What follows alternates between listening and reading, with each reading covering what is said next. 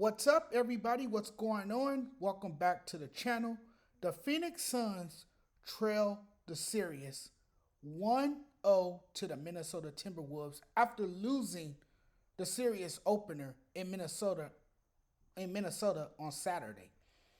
If they lose this series, things are much more complicated in terms of Kevin Durant's legacy. I think everyone who loves basketball, who follows basketball, who knows basketball knows how great of a player Kevin Durant is. What's striking to me is how we celebrate him. He's celebrated more than he should be.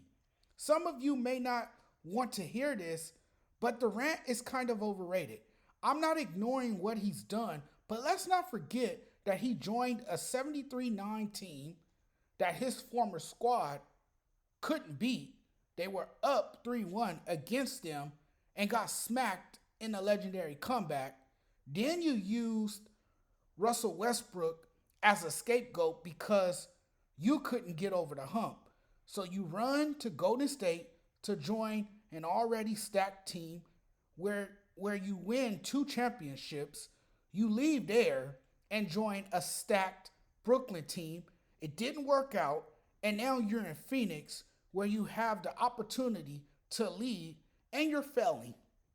If Kevin Durant gets knocked out in the first round, hear me out. If he gets knocked out in the first round, and they will, the Phoenix Suns will get beat.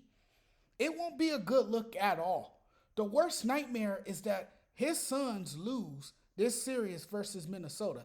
I don't see them winning this series.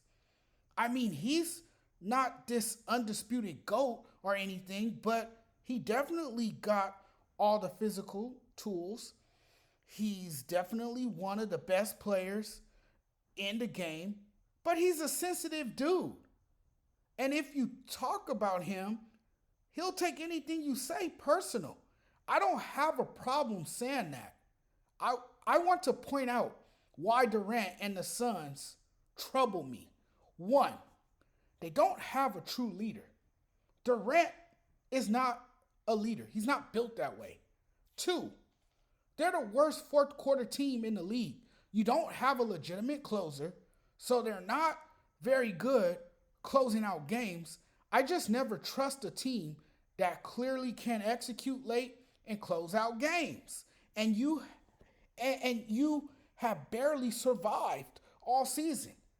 If he makes big shots and helps lead the Suns to their first title in 56 years, no one will dare question his legacy. If he doesn't, his legacy will be called into question. The criticism would be widely unfair, but that comes with the territory. You're a superstar player who was brought there to deliver. You never won a ring before joining Golden State and haven't been out of the second round of the playoffs since. What has he done since he departed from Steph Curry?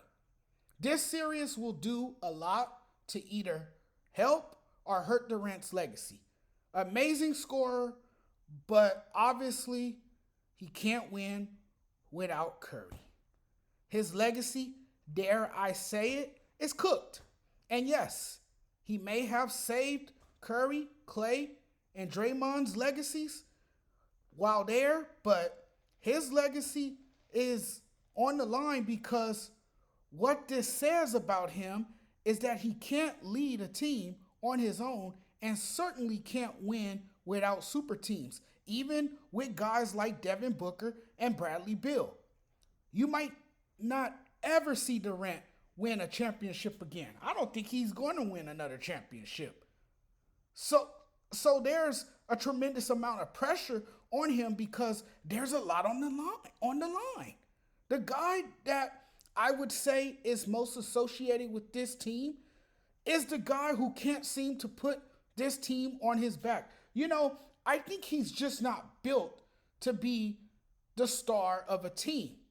Some players are just not going to be a one-man show, and Durant certainly isn't. So now, let's say the Suns get eliminated, a first-round exit. This says everything about his legacy. To me, Kevin Durant has to be carried by a top level star. Now, obviously, he can take over ball games when he's having that kind of night, and everybody knows he's a scorer, that he can put the ball in the basket, that he's a bucket getter, but he's a guy that needs the ball and doesn't really elevate others. I feel like Kevin Durant has moved around so much that he doesn't actually crack the top 10. I mean, it's hard to put him on my list for as much as he's moved around from team to team without winning much of anything since leaving the Warriors. You know, Durant needs another championship on his resume because to me it's messy. And you know, we talk about it. We bring it up all the time in this era of super teams. And as I said, it's hard to rank these players' place in history when they bounce around the league to join super teams that have dominated the NBA over the past 10 years. Thanks a lot, LeBron. Thanks a lot, KD. Thank you. It is almost impossible to establish a team culture because these players take the easy way out now and chase championships instead of stand together to build a cohesive unit and a title contender.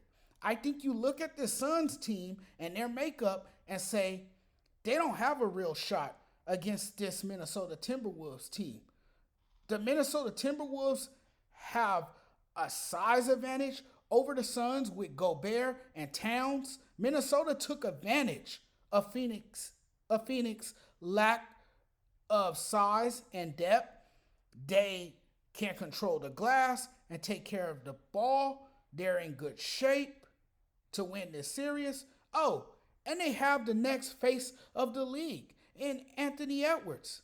But in order to win another chip, Durant will need to play with a leader.